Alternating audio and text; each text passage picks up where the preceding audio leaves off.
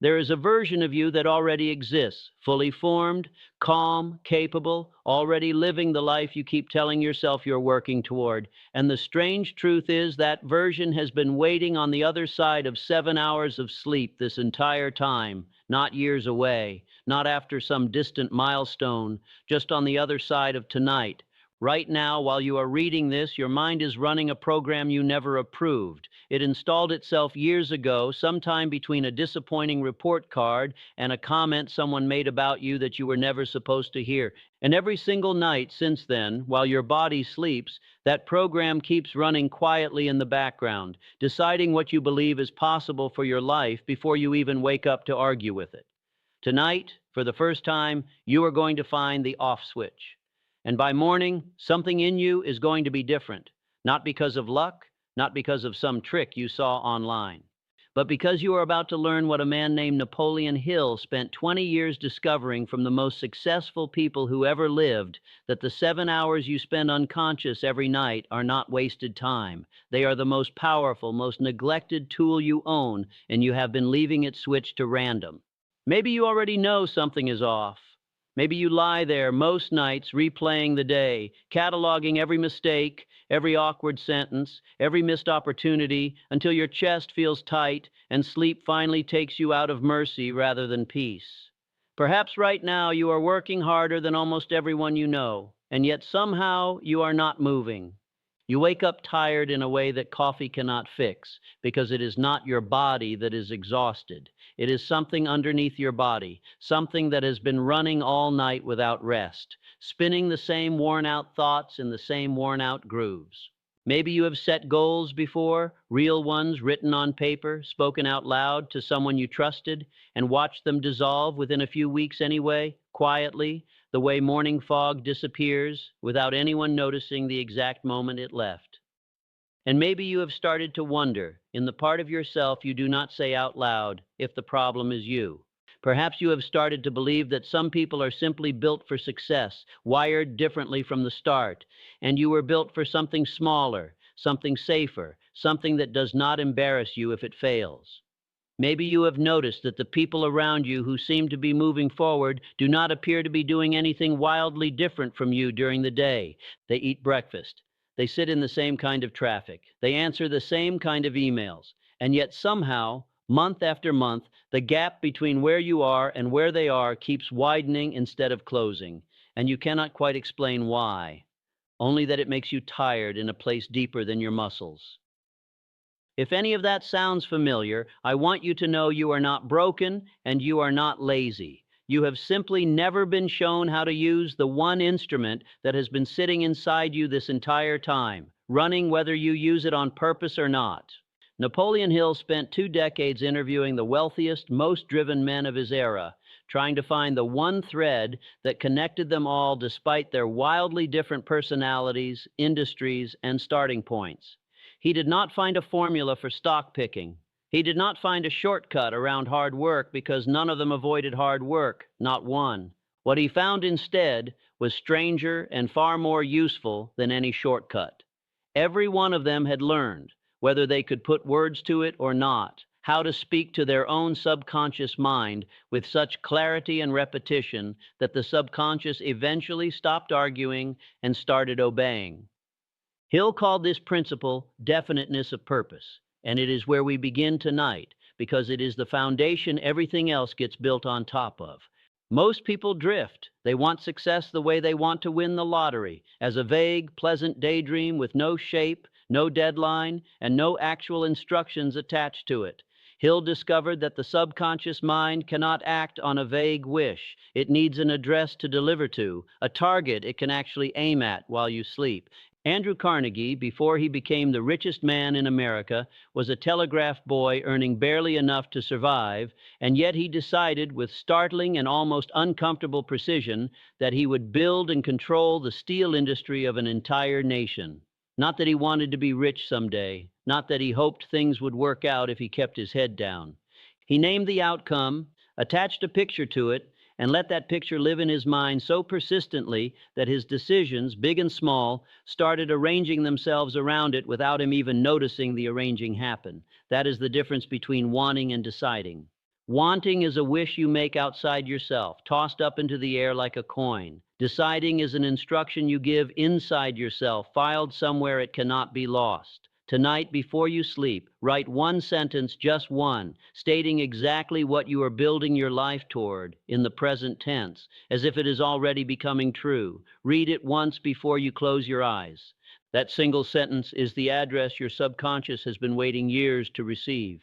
Before we move any further, let's sit with something most people rush past. The reason this feels difficult is not because you lack willpower, and it is not because you are somehow less disciplined than the people you admire. It is because for most of your life, nobody ever told you that your mind is a system, not a mood. You were taught how to manage your time, more or less. You were taught how to manage your money, more or less. Nobody ever sat you down and taught you how to manage the 7 hours a night where your subconscious is left completely unsupervised, absorbing whatever drifted through your head in the final minutes before sleep finally took you. So it absorbed the argument you had with a coworker. It absorbed the comment section you should never have scrolled through. It absorbed the quiet, nagging sense that you are somehow behind where you are supposed to be by now.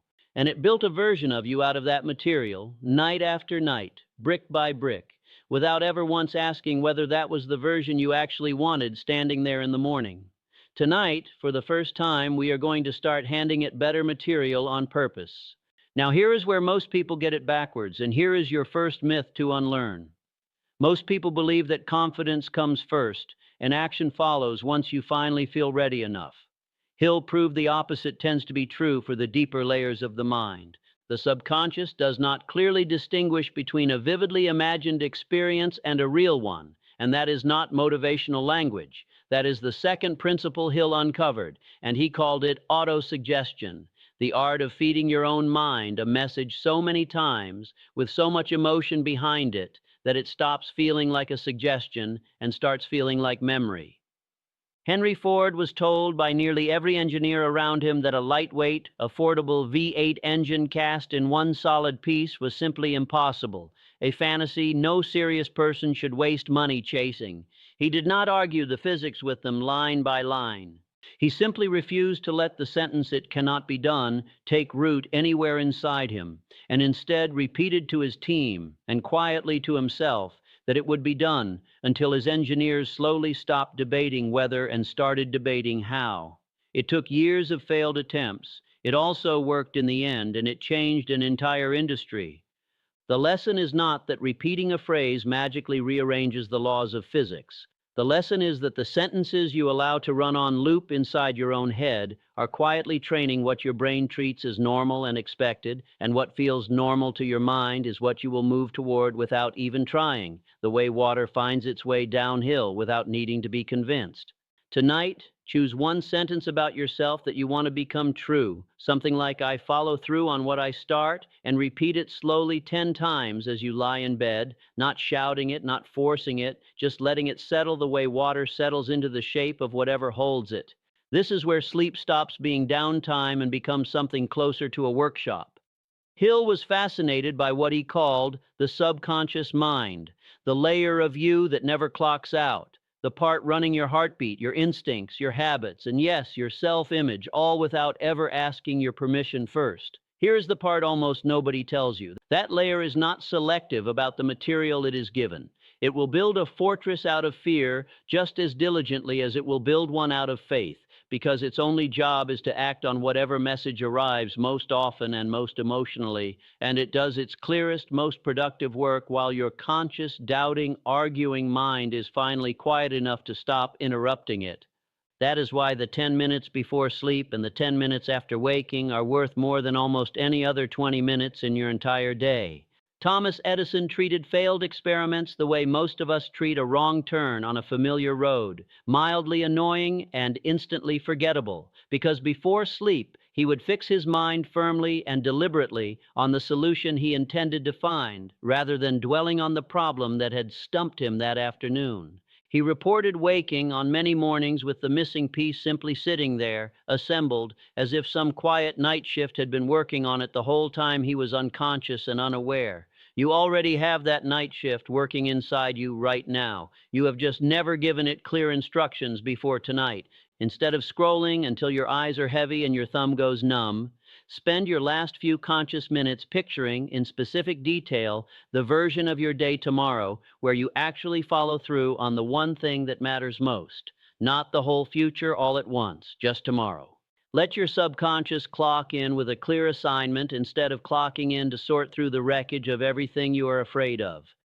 Think about how strange it is that we prepare so carefully for almost everything else in our lives. You prepare a meal before you eat it. You prepare a room before guests arrive. You prepare a presentation before you walk into the meeting. And yet most people walk into 7 unsupervised hours of subconscious construction work with absolutely no preparation at all, letting whatever debris the day left behind become the raw material the night shift is handed. It is no wonder so many people wake up feeling like they are fighting themselves before their feet even touch the floor. They handed their own foreman a pile of scrap and then wondered why the building came out crooked. There is a principle sitting underneath all of this that Hill considered the master key, and it is faith, though not in the religious sense most people assume the moment they hear that word. Hill meant something closer to an unshakable working confidence that what you have decided is possible is in fact possible, held with such steadiness that your actions stop being tentative and start being certain, almost matter of fact. John D. Rockefeller, as a young clerk with almost nothing to his name, kept detailed ledgers not only of what he had, but of what he intended to have, tracking imagined future numbers with the same seriousness most people reserve only for their actual bank statements. People around him thought it was strange, even a little delusional, a young clerk playing at being a tycoon. He was simply training the only muscle that mattered before the money ever existed, the muscle of believing in a result he could not yet prove with a single piece of evidence. It is worth pausing here because faith is often the first principle people quietly abandon, usually somewhere around the 3rd or 4th day, right when the results have not yet shown up and the old doubts start whispering that this was foolish from the start. That gap, the space between beginning something and seeing evidence it is working, is exactly where most people quit, and it is exactly where the people Hill studied kept going anyway, not because they had proof, but because they had decided proof was not a requirement for continuing. Faith of this kind is not naive, and it is not wishful thinking dressed up in nicer clothes. It is disciplined. It is choosing again and again, especially on the days when the evidence in front of you says otherwise, to act like the outcome you are building toward is already inevitable, because that posture changes how you show up in ordinary moments, and how you show up changes what quietly becomes available to you over time. Here is your action step, and it is small on purpose, small enough that you cannot talk yourself out of it. Tomorrow morning, before you check your phone, before the noise of the world reaches you and starts narrating your day for you, say your one sentence from last night out loud, the one naming what you are building toward, and say it like it is already underway, not as a hope whispered into the dark, as a report. Faith without a plan tends to fade into wishful thinking, and Hill knew this, which is why he paired it closely with what he called organized planning, the discipline of translating a decision into an actual sequence of steps rather than leaving it to float around as a feeling. This is the part most people skip because it is the least glamorous part, and it is also the part that separates the people who talk about their goals from the people who quietly build them. Carnegie did not simply believe he would dominate steel. He surrounded himself with a small, deliberate group of specialists, men whose specific skills covered the gaps in his own knowledge, and he organized their combined effort around one unmistakable objective. He called this arrangement a mastermind alliance, and Hill considered it one of the most underused principles of all, the simple truth that no single mind, no matter how disciplined, holds every skill required to build something large.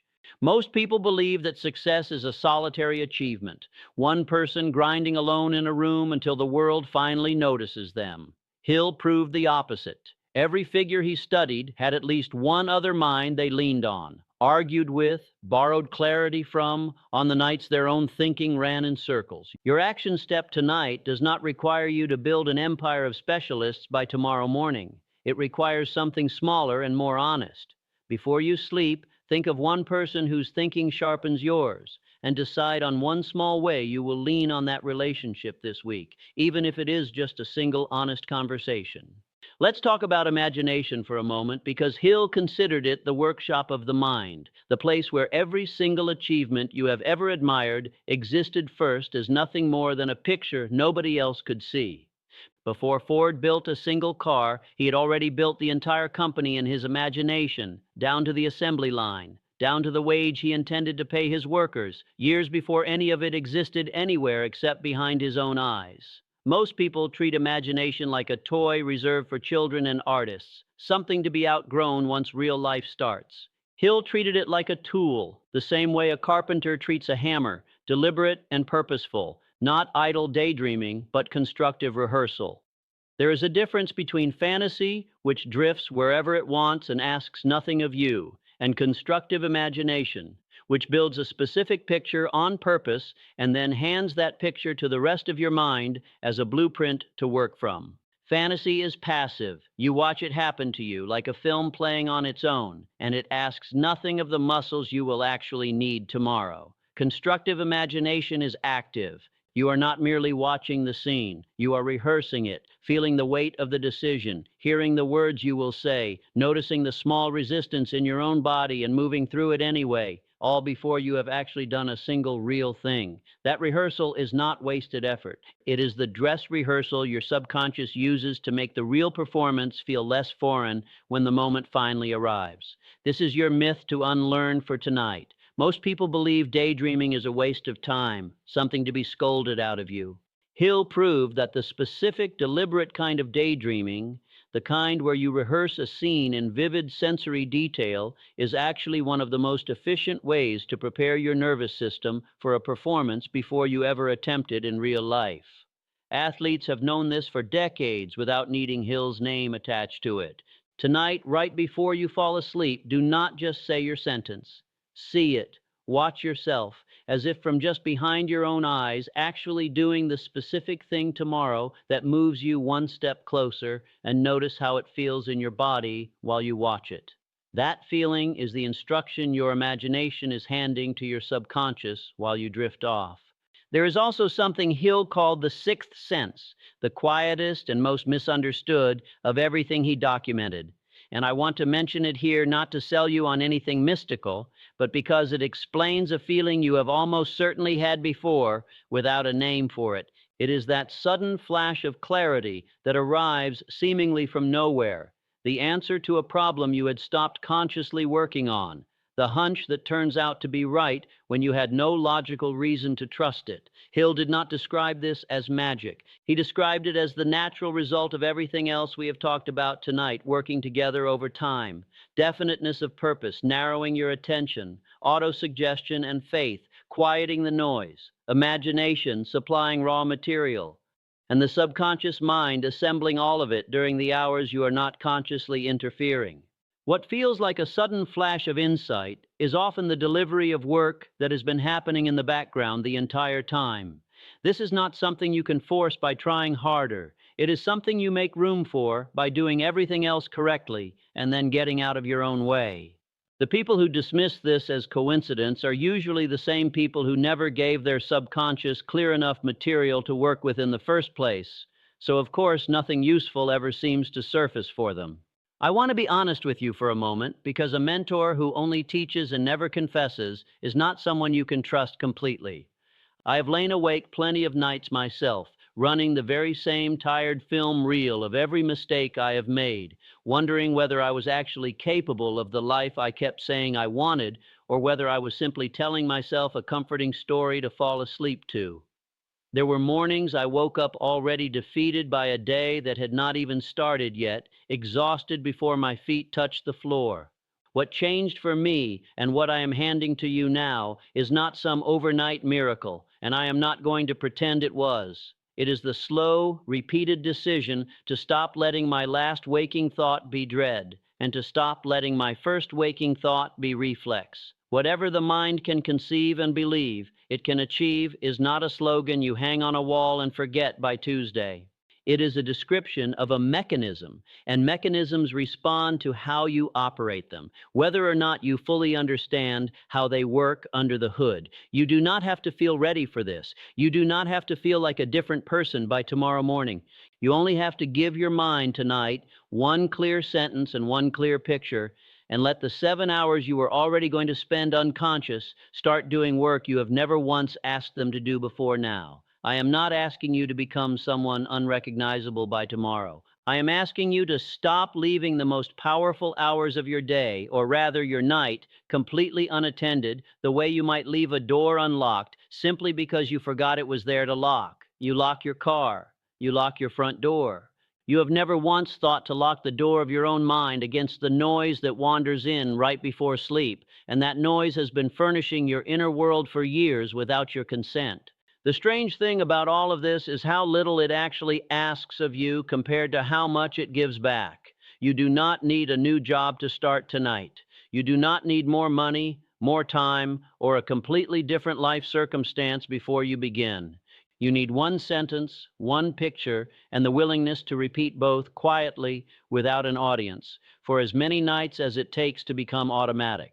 Hill did not study people who had some rare genetic advantage the rest of us are missing. He studied people who happened to stumble onto a mental habit most of us have simply never been taught. And once you see it clearly, you cannot unsee it, and you cannot pretend anymore that you do not know how to begin.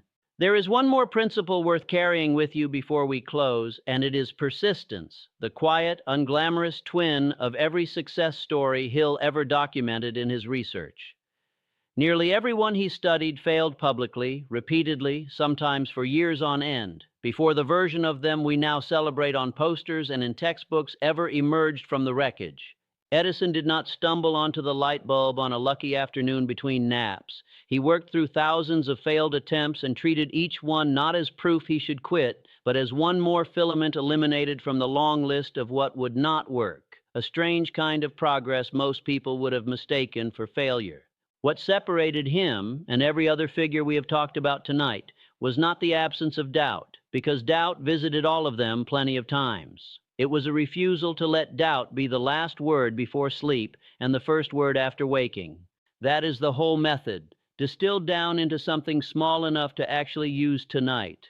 Feed your mind on purpose, or something else, something you did not choose. We'll feed it for you while you are too tired to notice. Here's your second myth to unlearn before we close. Most people believe persistence means gritting your teeth through misery, forcing yourself to keep going through sheer exhausting willpower alone, white-knuckling your way toward a finish line that always seems to move further away the harder you push. Hill found something different in the men he studied. Their persistence was not a constant, painful strain. It was closer to a quiet refusal to reconsider a decision that had already been made. Once Carnegie decided steel was the target, the question was never whether anymore, only how, and how is a far less exhausting question to live inside than whether, because how assumes the outcome is already settled and simply needs a route drawn to it. Whether keeps you standing at the starting line forever, relitigating a decision you have already made 100 times before, spending energy on doubt instead of spending it on movement. This is the difference between the version of you that has been circling the same 3 goals for years without landing on any of them, and the version of you that is about to actually begin tonight. It is not more willpower you need. It is fewer open questions. Notice, too, how every single principle we have walked through tonight points back to the same 2 words. One sentence, one picture. Definiteness of purpose gives you the sentence. Autosuggestion repeats the sentence until it sinks below the surface of conscious thought. The subconscious mind receives the sentence while you sleep and gets to work on it without supervision. Faith is simply what it feels like to trust that work is actually happening even when you cannot see it happening. Imagination gives your subconscious the picture to build toward in vivid, specific sensory detail. Organized planning turns that picture into an actual sequence of steps instead of a pleasant daydream that evaporates by breakfast. Persistence is simply what happens when you refuse to interrupt the process halfway through, out of impatience before it has had time to finish. And the 6th sense is what eventually surfaces once all of that has been running quietly, faithfully, for long enough that it starts handing you answers you never consciously worked out. One sentence, one picture, repeated on purpose, night after night, until it stops feeling like an exercise and starts feeling like who you actually are. So here's the challenge, and I want you to actually do this. Not just nod along and forget it by tomorrow afternoon the way you have with 100 other videos. Tonight, before you sleep, write your one sentence. Say it slowly 10 times as you lie down, without straining, without performing for anyone, just letting it settle. Picture tomorrow going the way you actually want it to go, in specific, ordinary, sensory detail, and notice how that picture feels in your chest while you hold it. And tomorrow morning, before the world gets its hands on your attention, say that sentence out loud one more time, like a report instead of a wish whispered into the dark. Do not wait until you feel motivated to start, because motivation was never designed to arrive first. And if you wait for it, you will wait through another year exactly like the last one. Start tired. Start unsure. Start with a sentence that feels slightly too big for you to say out loud without a small flicker of doubt, because that flicker means it actually matters to you. And the version of you who cannot yet fully believe it is precisely the version this practice is designed for. Do this for the next 24 hours and just notice what feels different by the time you lie down again tomorrow night. You have spent years letting your subconscious run on autopilot, absorbing whatever fear or noise happened to be loudest in the room. Tonight, you finally take the wheel from a program that was never yours to begin with.